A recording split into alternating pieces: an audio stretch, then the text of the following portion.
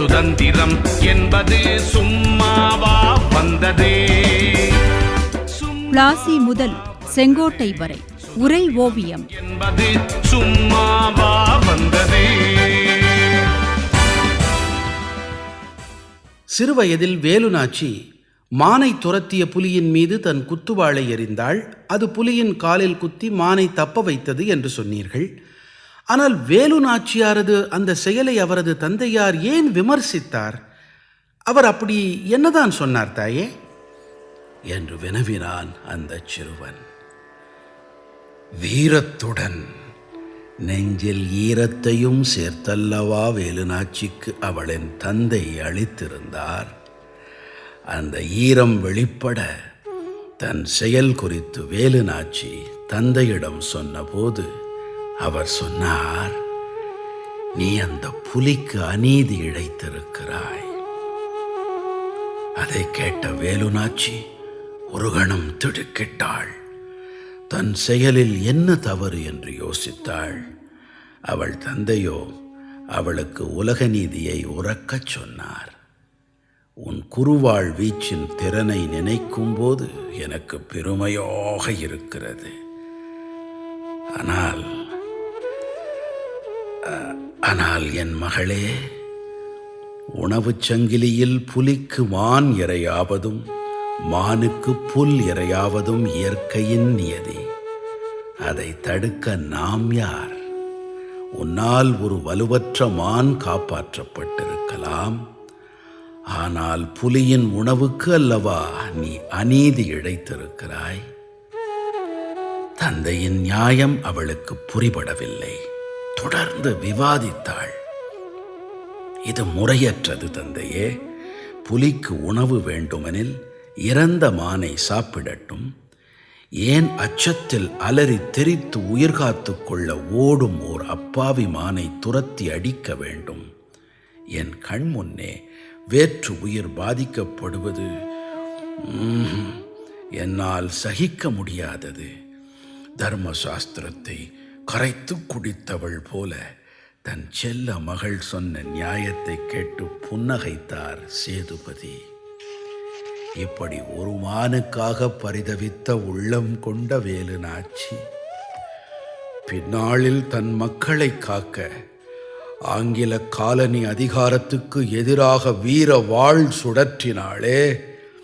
வீரமங்கையாய் பிரகாசித்த வேலுநாச்சியின் அழகிலும் அறிவிலும் மயங்கிய சிவகங்கை மன்னன் முத்து வடுகநாதன் அவளை மணம் முடிக்க பெண் கேட்டான். வேலுநாச்சியின் 16ஆம் வயதில், அதாவது 1746 அவர்களின் திருமணமும் இனிதே நடந்தது. வேலுநாச்சியார் சத்கந்தியை விட்டு சிவகங்கை சென்றாள். சிவகங்கை சீமையின் பட்டத்து ராணியாக சுடர் விட்டாள். இல்லற வாழ்க்கை இனிதாகச் சென்றது. அதன் சாட்சியாய் ஒரு மகள் பிறந்தாள். வெள்ளை நாச்சியார் என்று பெயர் சூட்டி சிறப்புடன் வளர்த்தார்கள். வேலு நாச்சியாரும் முத்துவடுகநாதரும் சிவகங்கை சீமையை சிறப்பாக வழிநடத்தினார்கள். அதற்கு பக்கபலமாய் திகழ்ந்தார்கள் பிரதானி தாண்டவராய பிள்ளையும் மருது சகோதரர்களும். சிவகங்கையின் அந்த சீர்மையையும் அமைதியையும் குலைக்கும் விதமாய் காலத்தின் அலங்கோலமாய் அந்நியன் ஆங்கிலேயன் அங்கே வந்தான். அந்த நேரம் கிழக்கிந்திய கம்பெனியாரின் ஆதிக்கம் தென்னகத்தில் பரவியது. பாளையக்காரர்களிடம் செய்ததைப் போல முத்துவடுகநாதரையும் அடக்கியாள எண்ணினர் கிழக்கிந்திய கம்பெனியார்.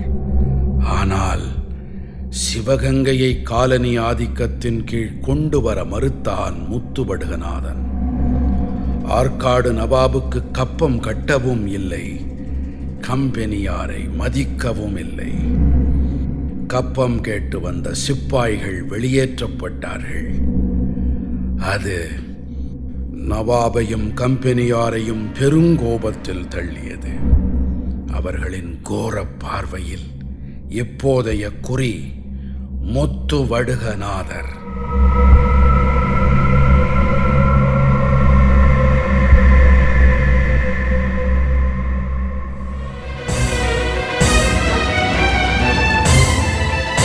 பிளாசி முதல் செங்கோட்டை வரை உரை ஓவியம் கேட்டீர்கள். எத்தனை எத்தனை தடியடியை தாங்கினர், எத்தனை எத்தனை செக்கிழுத்து வாடினர். தூக்கு மேடை ஏறி நின்ற காளையர்கள் எத்தனை, தாக்குகின்ற குண்டினாலே உயிரிழந்தோர் எத்தனை. படைப்பு சென்னை வானொலி நிலையம்.